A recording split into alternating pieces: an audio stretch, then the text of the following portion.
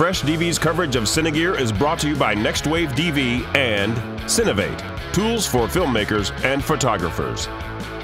ikan, features you need, prices you want. Kessler, innovative tools for filmmakers. Della Loose, your life, your style. Guys, we're here at the ikan booth, and I'm holding in my hand a wireless director's monitor. This is actually pretty cool. Ross, what are we looking at here?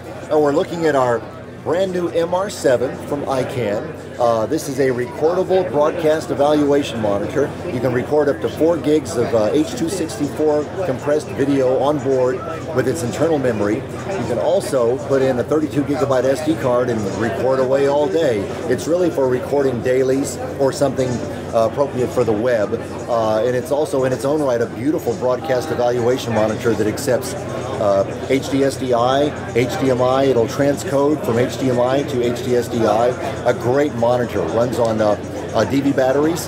And you just got one of your standard battery plates. I mean, you can do Canon batteries, you can do L-series batteries, you can do all those different battery plates, right? Still in the testing phases for all that, but yes. Sure. Generally, any DV battery. Okay.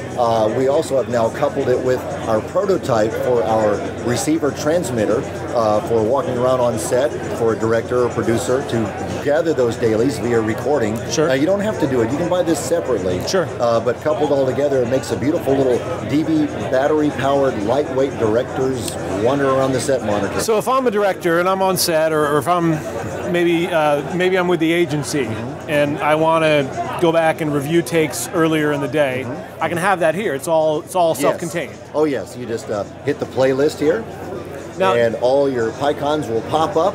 I have to kind of press it down. Come on now, there you go. And they'll pop up and you'll see everything you've recorded throughout the day. Just run to the one you want, and for instance, hit it, and I view myself recording myself. Now, when you hit record on the camera, does it automatically record here, or do you need to toggle record here? It will eventually. Okay. This is the prototype. So you're going to send a start-stop signal? Yes, it will send the start-stop through SDI or HDMI. Okay. So this will do both. And so those will be time code accurate with what's recorded on the camera? Yes, that is our plan. Yeah. Again, this is the prototype, and we're still working on the final incarnation of that.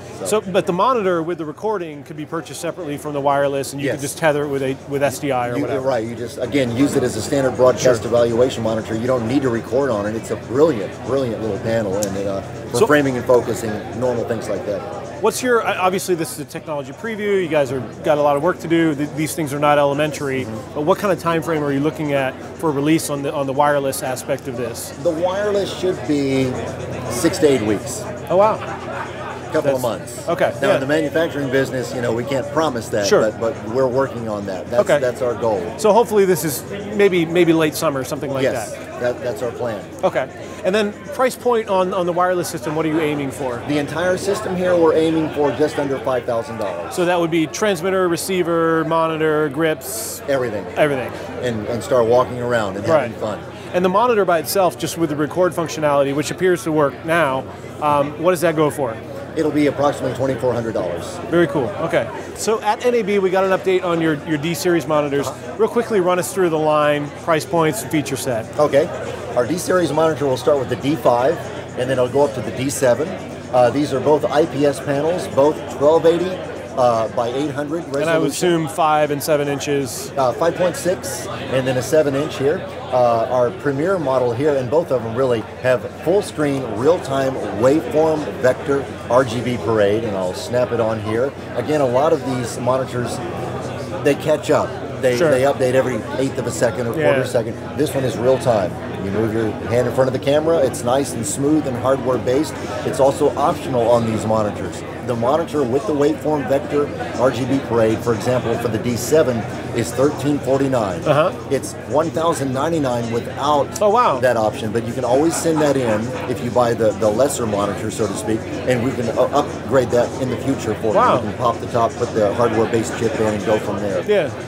They all have false color. That's the vector scope, RGB parade. And they also have false color. They all have peaking, infrared peaking, obviously, for focus. And again, beautiful IPS panels, in-plane switching, where you can view up to 178 degrees from the top, bottom, left, and right, which is just fantastic for a couple of people looking at a smaller monitor. Inputs and power options. The 7 will loop through HDMI. It'll also loop through 3G HD SDI.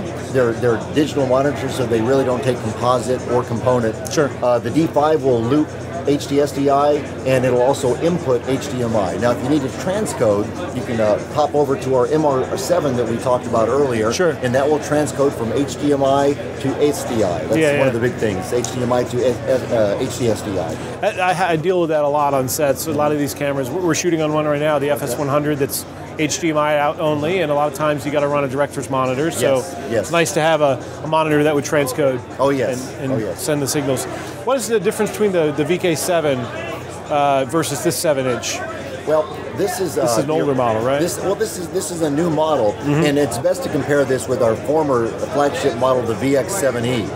This is essentially a VX7E without HD SDI. Ah, okay. We realized a lot of people really didn't want or need HD SDI or SDI, right, and so we came out with a model for about half the price. This is $449 with component, composite, and loop-through HDMI. Gotcha. It has the same panel as the older VX7E, false color, peaking. It has all the features you'd want in a broadcast evaluation monitor. Right. But some people just don't need HD SDI, so we have HDMI loop-through only on this. Very cool. And we have a tally light as well.